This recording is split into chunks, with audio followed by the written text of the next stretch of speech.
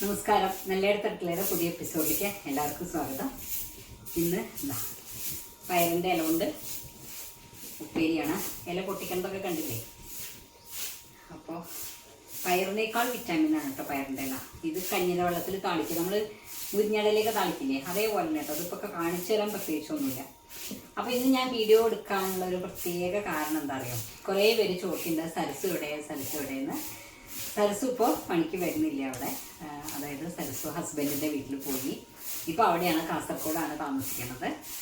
അപ്പോൾ അതുകൊണ്ട് അവിടെ സുഖമായിട്ട് കഴിയണു, കുഴപ്പമൊന്നുമില്ല. ഞങ്ങൾ തമ്മിൽ കുഴപ്പങ്ങളൊന്നുമില്ല, നല്ല സന്തോഷമായിട്ടിരിക്കുന്നു, സുഖമായിട്ടിരിക്കുന്നു. അപ്പോൾ ഇനി സരസു നല്ലയിടത്ത് അടുക്കളയിൽ ഉണ്ടാവില്ല എന്നുള്ളത് പറയാൻ വേണ്ടിയിട്ടാണ് ഞാനിപ്പോൾ സത്യം പറഞ്ഞാൽ ഇന്ന് വീഡിയോ എടുക്കാൻ തന്നെ കാരണം. എന്താ വെച്ചാൽ പയറിൻ്റെല്ലാം കഞ്ഞിര വെള്ളത്തിൽ താളിക്കേണ്ടത് നിങ്ങൾക്കൊക്കെ അറിയാമല്ലോ അല്ലേ? അപ്പം അതിൻ്റെ കൂട്ടത്തിൽ ഇതും കൂടെ കാണിച്ചു നോക്കാം.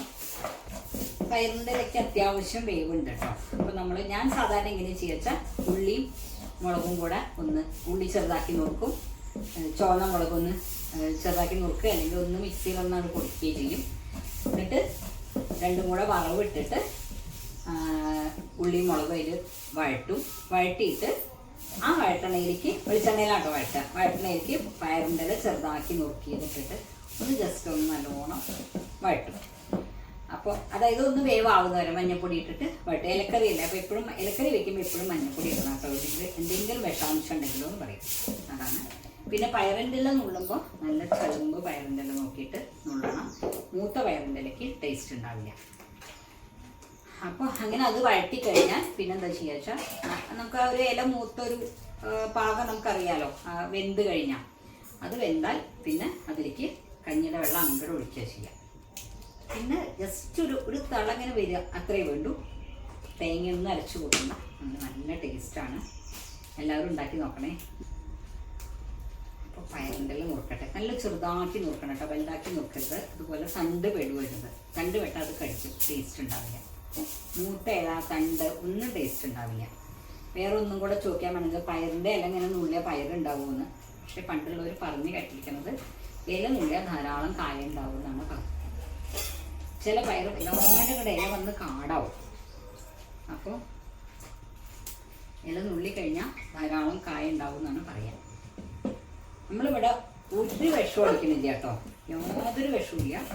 ഉണ്ടെങ്കിൽ തന്നെ വല്ലപ്പോഴും ലേശം എന്താ പറയുക, ഇതോ മഞ്ഞപ്പൊടി ഇടാറുണ്ട്, അതുപോലെ വെണ്ണീർ ഇടാറുണ്ട്, അങ്ങനെയൊക്കെ ഇടാറുണ്ട്. അല്ലാതെ വേറെ ഒന്നും ചെയ്യാറില്ല.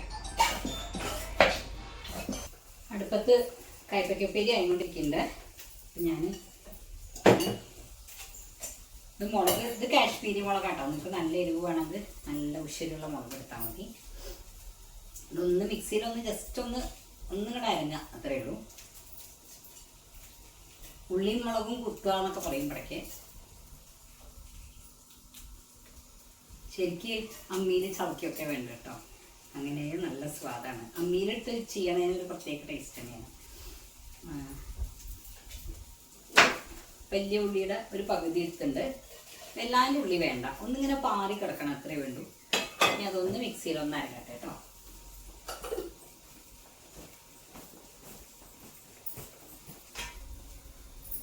കയ്പയ്ക്കുപ്പേരിയായി വാങ്ങിയേക്കട്ടെ.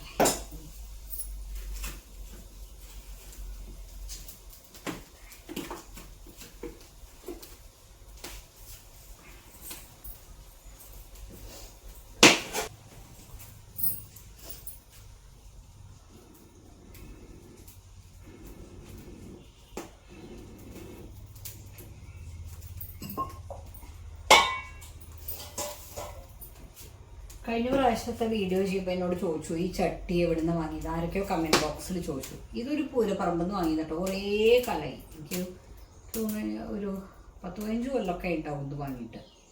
അല്ലെങ്കിൽ ഒരു 10 കൊല്ലം എങ്ങനെയായാലും ഉണ്ട്, ഉറപ്പാണ്.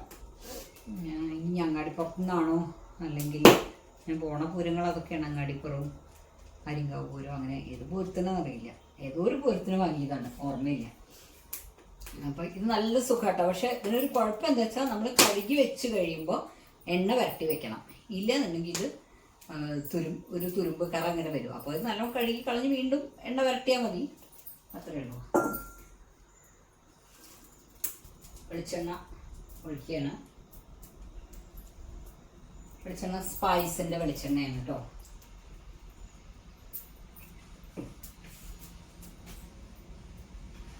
എണ്ണൂറ്റിട്ടം കൂടെ നിന്ന് വെളിച്ചെണ്ണയാണ്. ഇതാ നമ്മൾ വറവിടുന്നില്ല, വറവിടാൻ്റെ വെറുതെ നമ്മൾ മൊരിക്കുക. ഇതെങ്ങനെ വെക്കാം.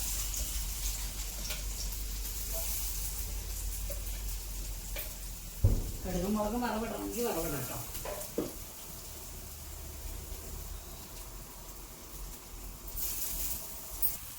നല്ലോണം മൂക്കണം. നല്ലോണം മൂത്തു, നല്ല വാസന വരുന്നതായിരിക്കും. ഞാൻ പയറിൻ്റെ ഇടുകയാണ്.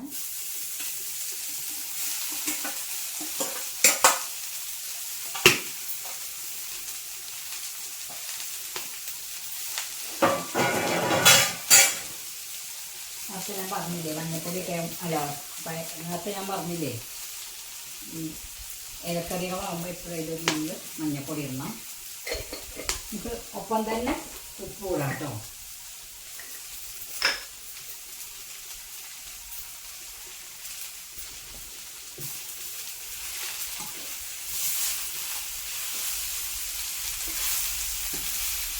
പയറിൻ്റെ ഇത്തിരി വേവ് കൂടുതലുണ്ട്. നമ്മുടെ സാധാരണ ഇലക്കറികളുടെ പോലെയല്ല, ചീരടിയും അല്ലെങ്കിൽ മുരിങ്ങടയും പോലെയല്ല. അപ്പോൾ കുറച്ചുകൂടി വേവുള്ള സാധനമാണ് പയറിൻ്റെ ഇല.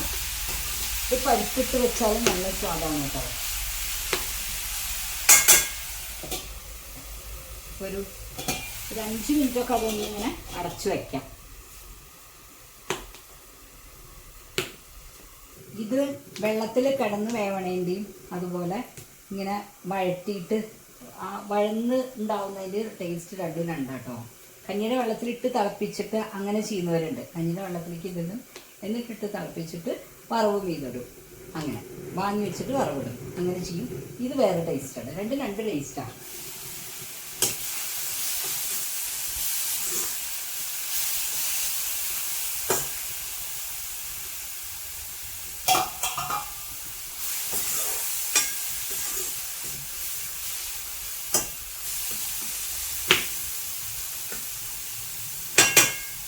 ഞാൻ അതിലേക്ക് കഞ്ഞിയുടെ വെള്ളം ഒഴിക്കുകയാണ്.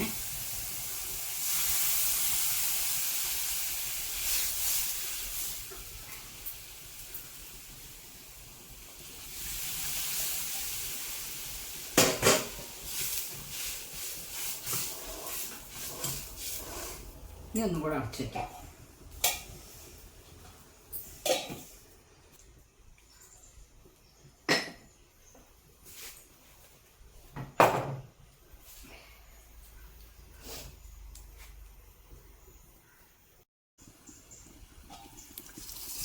അപ്പോൾ ഇതാ നല്ലോണം തിളച്ചു.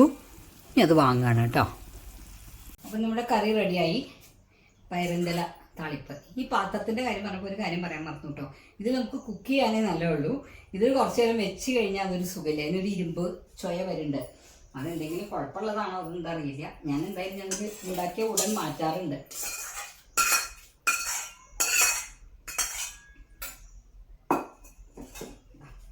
അപ്പോൾ പയറിൻ്റെ ഇല താളിപ്പ് റെഡിയായി. അല്ലെങ്കിൽ പൈറ്റിൻ്റെ ഇല എന്നൊക്കെ പറയും. ഇവിടുത്തെ നാടൻ ഭാഷയാണ് അത്. പൈറ്റിൻ്റെ ഇല എന്ന് പറയാം, പയറിൻ്റെ ഇല എന്ന് പറയില്ല. അപ്പോൾ ഇന്നെന്താ കൂട്ടാൻ ചോദിച്ചാൽ പൈറ്റിൻ്റെ ഇല താളിച്ചതാണെന്ന് പറയും. കഞ്ഞിയുടെ വെള്ളത്തിൽ താളിച്ചു എന്ന് പറയും. അപ്പോൾ ഇതിനൊരു പ്രത്യേക വാസന കേട്ടോ. പയറിൻ്റെ ഇലയുടെ ഒരു മണം ബാക്കി ഇലക്കറികളിൽ നിന്ന് വളരെ വ്യത്യസ്തമാണ്. വേറൊരു കാര്യം പറയാനുള്ളത്, ഷുഗർ പേഷ്യൻസ് ആണെങ്കിൽ ഇത് കഞ്ഞിയുടെ വെള്ളത്തിൽ വേണ്ട. അതിന് കഞ്ഞിയുടെ വെള്ളത്തിന് പകരം വെള്ളം ഒഴിച്ചാൽ മതി. അപ്പോൾ ശരി, പുതിയ എപ്പിസോഡായിട്ട് നമുക്ക് വീണ്ടും കാണാം.